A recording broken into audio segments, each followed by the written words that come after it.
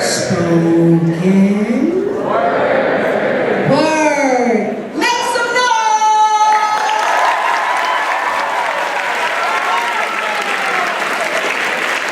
Listen, it's been so wonderful being here with you, writing with you, and helping you to prepare for this annual spoken word showcase right here, smack dab downtown at the one, the only Hume-Fogg. I'm going to go ahead and start with gratitude because gratitude is my attitude. On behalf of Southern Bird, we want to thank the Tennessee Arts Commission, Metro Arts Commission, and Hume-Fogg for having us again and again and again. We're going to go ahead and get this show started. Why? Because we got to, honey. We have to. I am your hostess with the mostest, and I'm going to bring up your very first, your very own. Please show your love for Abinah.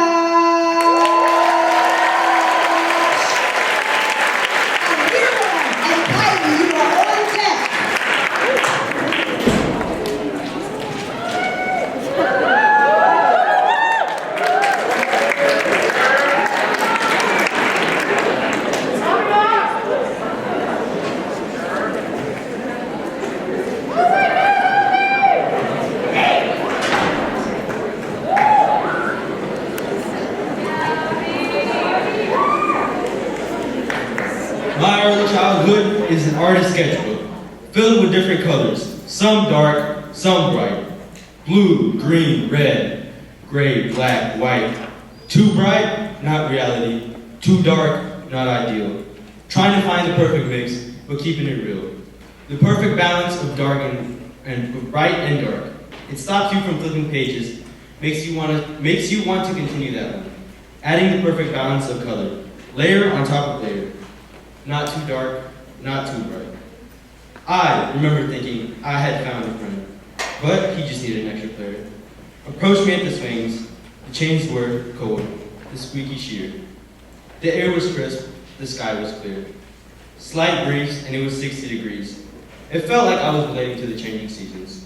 Dark, cold, gloomy winter, turning to a nice, slightly warmer spring.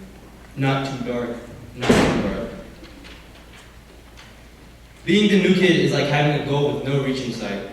Find friends, but they don't want to make amends. Until one of them does. The needle in the haystack wants to be buzzed. It's like finding an item that's been lost for a while. Can crack jokes for hours and not break a smile.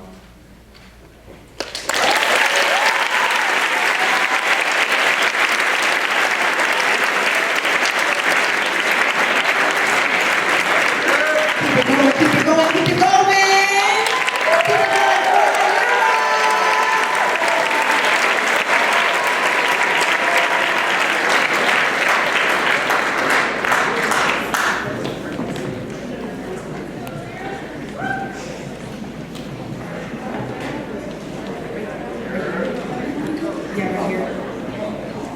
Right here, yeah.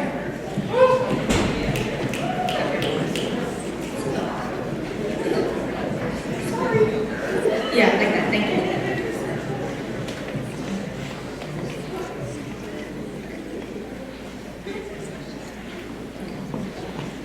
Faking happiness until you can't anymore. Slowly suffocating in your own skin.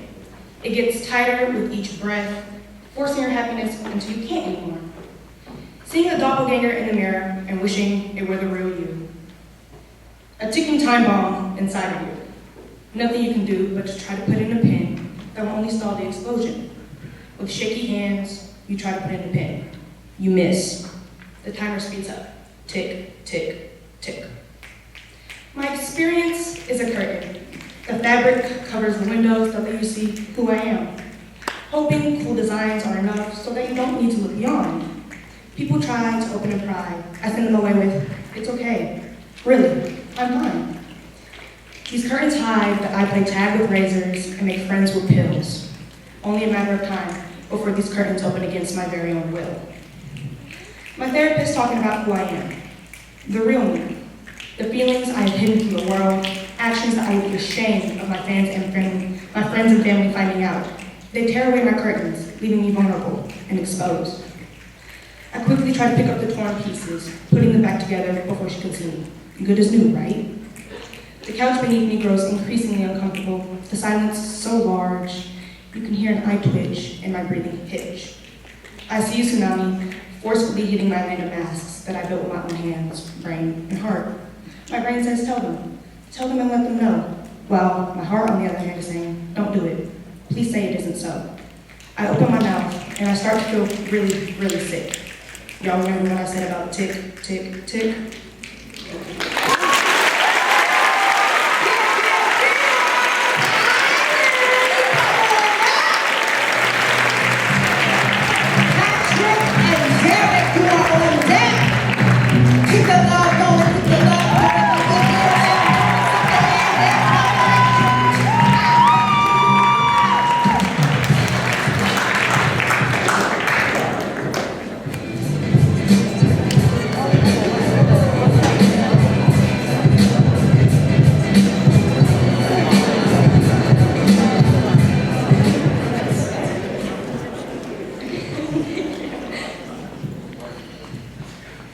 I remember when I was 12 years old, waking up to the contrast to the distant river.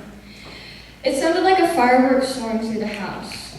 The vibrations echoing through my mind. An explosion of sound, for someone who doesn't know, stays vividly in your mind forever. It sounds like death, smells like blood, and looks like pain. The yelling was over. For this one moment, I wish it wasn't. I wish to hear them screaming at each other until their voices became hoarse, for their hatred to be seen through decibels. It is much easier to fall asleep to hate than to the sound of the people you love hurting each other. My fear was like butterflies, lifting me up off the ground, only to be seen as a victim to gravity, hiding from the smallest noises, floating away from the pains that seem to have no end.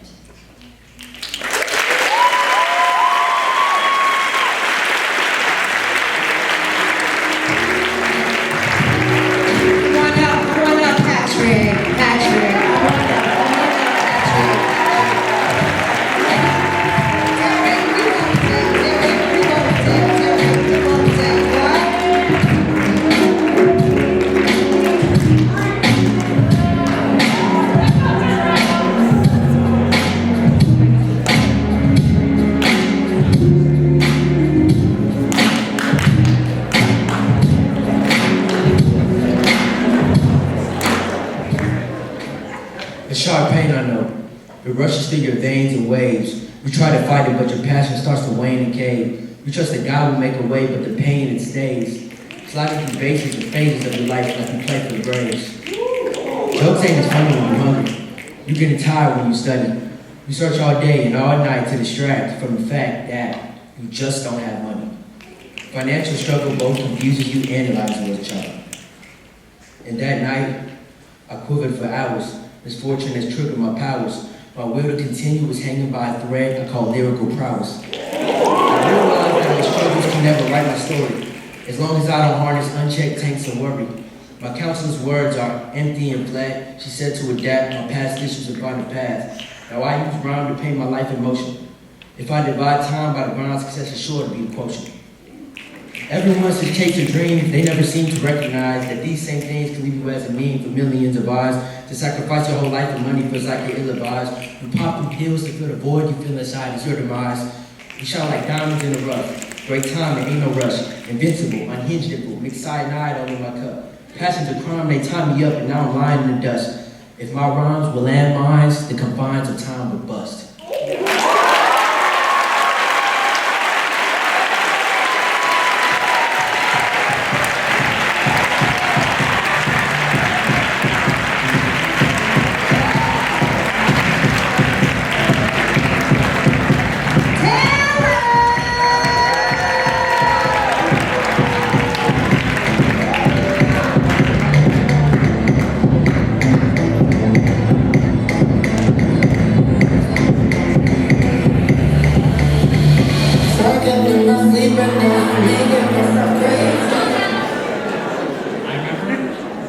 remember when I first felt the hands of anxiety grip onto me. My mind was saying things I could not control, I could not think.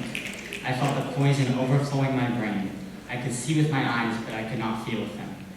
All the noise flooding and suppressing my mind, preventing my lucidity. Overtaken by a threat I do not know. I cannot breathe. Pain and suffering arrive like a storm. Lightning strikes and pierces my thoughts like a pounding drum. Fire burns my conscience like it thrashes through a forest. Black fog fills my head. Vines leach onto my soul. I flow in the waves of an ocean, but I never really know when I'm submerged. Everyone and everything seem like they disappear, and I'm drifting through space, except I'm nowhere near Earth. And my oxygen runs out, and I wither away in the destructive void of a black hole. I just can't stand how it feels. I cannot breathe.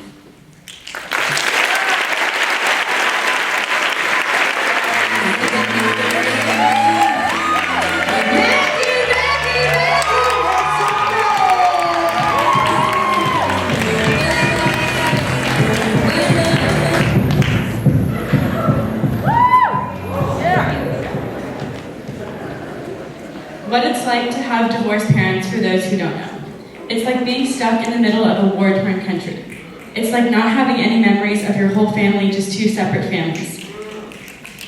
It's like being a glass half full, or is it half empty? It's like celebrating every accomplishment twice and mourning each loss twice more. It's like living in two different worlds that are never in perfect harmony. It's like having two houses but never feeling at home. It's like never knowing if you were the reason that this war began. It's like you're a car trying to drive on two sides of the road. At first you can't. You drive on the right for a while, then back again, then to the left, then back to the right. Eventually, as with all things, you drive right down the middle, balancing perfectly between two worlds.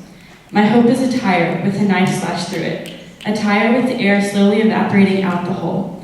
Like the vessel my hope of a reunited family once resided in. Slowly emptying out all hope that I once had.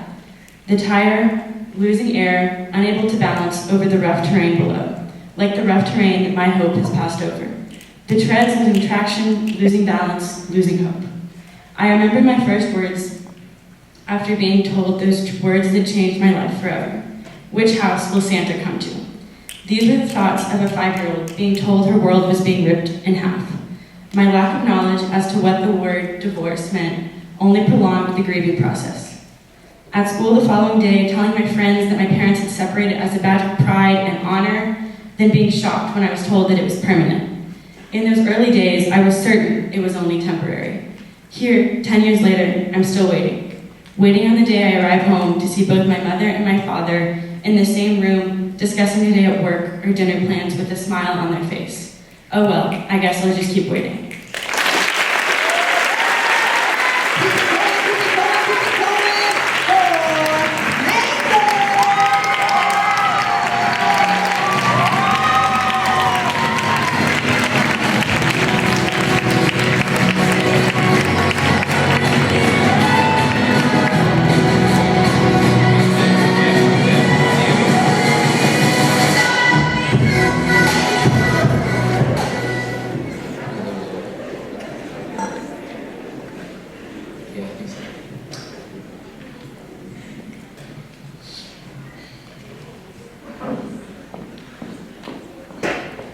What is it like to have brown skin in the United States, for those who don't know?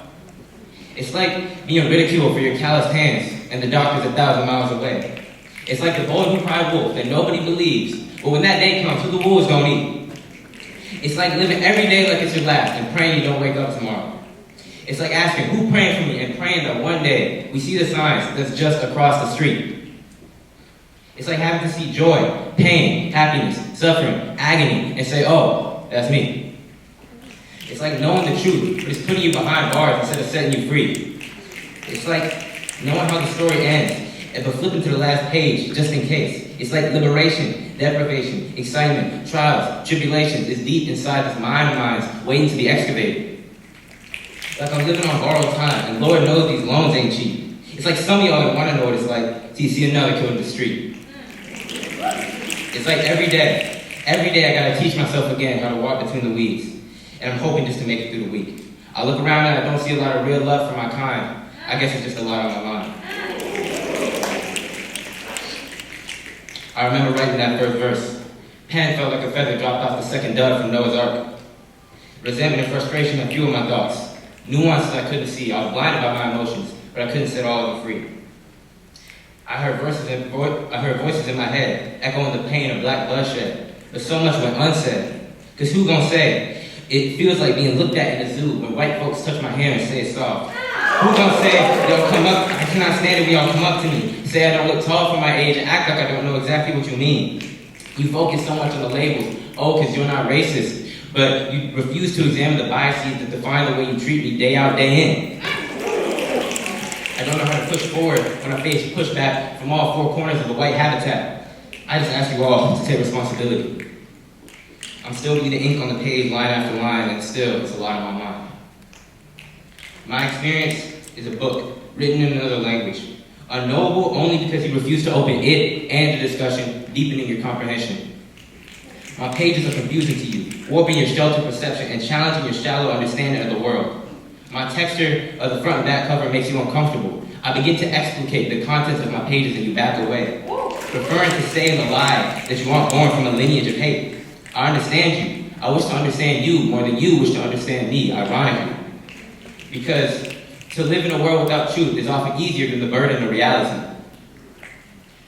Because you refuse to know me intimately, I collect dust. My page is yellow, but my corner's not frayed. You remain ignorant to the entire shelf of pain. I know it'll be okay, but worry for your fate. Change on the horizon, but in the face of change, you hesitate. Where will you be when my pages burn bright, illuminating the night sky and becoming the light of the world for all time? Damn, there's a lot on my mind. Thank y'all.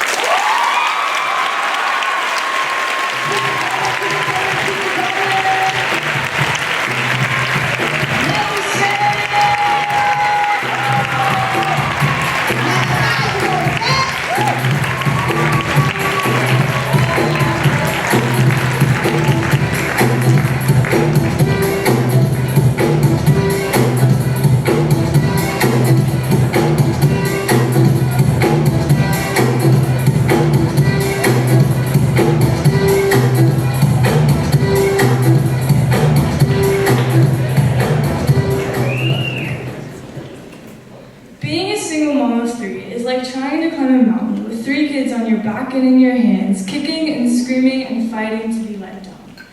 It wants to shake you off like you're the dead leaves on his decaying branches. The mountain whispers sweet evils into your ear. You are never gonna make it, darling. Why are you still trying? She drives us to Arkansas and avoids his gaze. I'm sorry. I remember the first Christmas where I started to realize maybe Santa's factory had some budget cuts.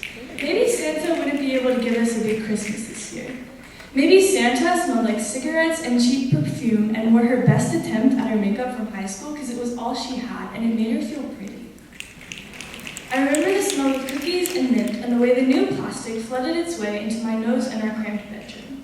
Maybe Santa was tired.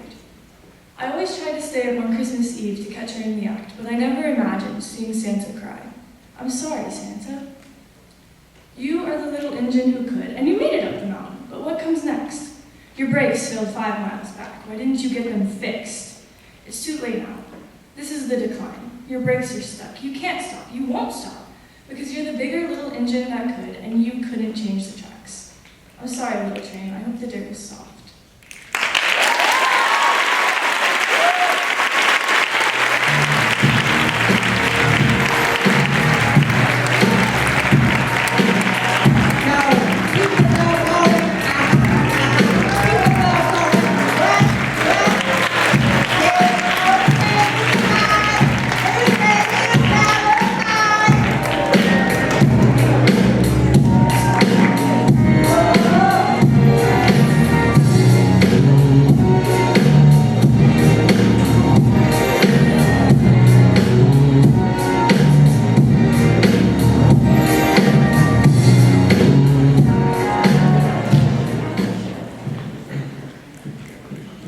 My social anxiety is a bag of rocks, unmoving and still, impossible to lift, even by the strongest hands. Slowly sinking into darkness, bound to my soul, I too sink. Unable to escape the bag's grasp on me, The rocks are controlling. Head down, avoid contact, they tell me. Sitting on the swing, isolated from everyone, playing and having fun. I am also having fun. At least, that's what I tell myself. Crisp spring breeze blowing on my face. Bees dancing, flower to flower. What is this feeling? Disappointment? Jealousy? Loneliness? No. Anger. Why can't I have that much fun? The rocks say that they're monsters and they're dangerous. But why should I be afraid of these monsters? What makes them dangerous? They look just like me. The rocks ignore my questions and demand, head down, avoid contact. This is what it's like to have social anxiety. This is my story and truth. To you, I apologize. I do not choose to be silent. I do not choose to hide. My silence doesn't mean I hate you. My words to you are true. I'm sorry for not keeping eye contact. But the rocks are not. Because at this moment, they are talking to me now. Why are you on this stage? I thought I told you. Head down, avoid contact.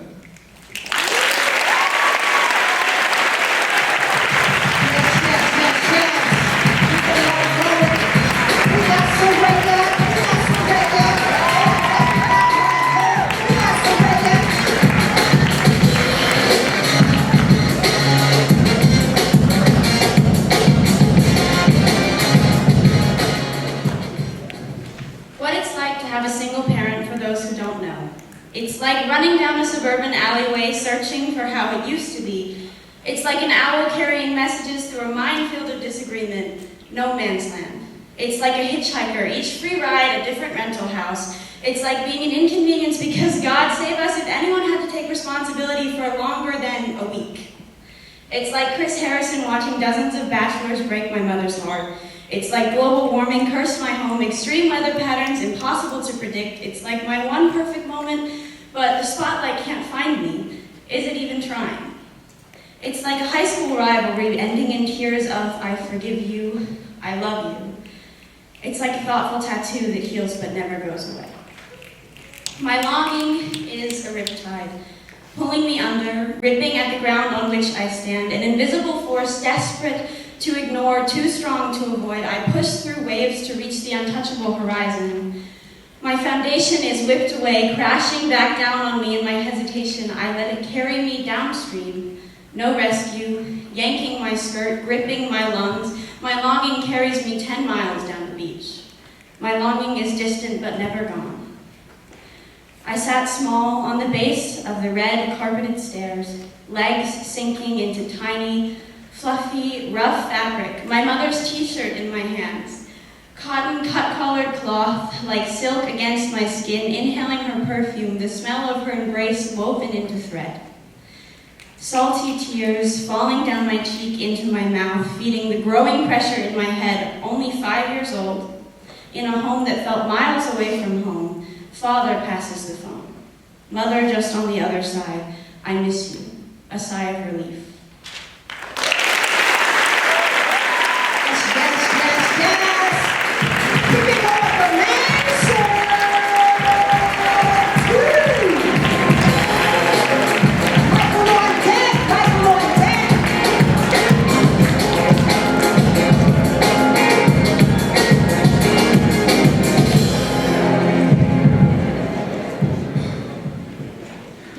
What it's like to be a coder for those that do not know. It's like being a baby, lost in the mall, relying on help from others. It's like constantly overthinking what you just did. It's like climbing to the top of a hill only to find a steeper, bigger hill. But it's also like finally finishing that last level. It's like spending hours studying for a quiz and getting a 100. It's like feeling that spotlight and being gone. It's like the best feeling ever, you know, when everything just goes your way. Everything just works. All that just by hitting compile. I remember that cool fall day. It started off the same as the past you had, coding. I've been staring at the same millions of pixels for hours at a time, feeling and hearing that clack of my keyboard, smelling the fresh spiced apple Febreze being blown across my room like a sailboat on an open sea. I could taste victory, releasing my first app. I submitted the app, a step away from the finish line. After going to bed with improved email dancing in my head, I awoke. The ding of my email hadn't went off, but the ding of my PlayStation did. I saw the enemies run through every entrance of the hardpoint. I heard the sound of me throwing a flashbang. Then I felt the vibration of my watch. I tasted victory in game and in real life. My app had just been approved. You can't say that, can you? Suckers. All of that just by hitting compile. My frustration is a leaking faucet, slowly filling the tub. My frustration is x equals y, always climbing. My organization is y equals cosine. Cosine, not cos. I'm looking at you, Mr. Collins. My ambition is a lake with a dam, the level always rising or falling. And with that ambition, my clicks to stack overflow is a crack in the dam, starting out small, but ends up spewing out. And finally, the number of bugs I have are side bugs from Wreck-It Ralph, always multiplying until you fix the source issue. All of that just by hitting compile.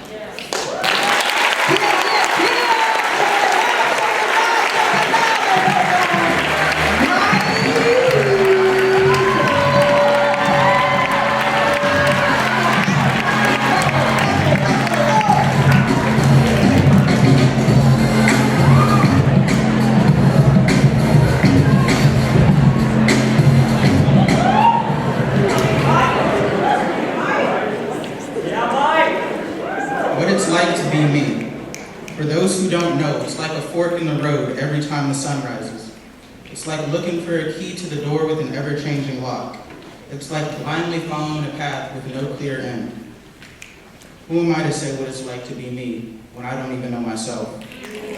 I still remember that night. I laid awake in bed, the sheets soothing on my skin, the air thick with uncertainty, the pillow cold as it cradled my head. I asked myself, who am I? Am I Michael, Jeremiah, MJ, Big Mike, Jay? All different people, but they are me, and I am them. Well, what does that make me? All I know is that they're all exhausted. To exist as one is the goal, to be comfortable with themselves. But as a sponge, they soak up attention and validation like water, the kaleidoscope, different angles of the same object. But which one is me? Which one is the real me? They all are, for they are me, and I am them. I am me.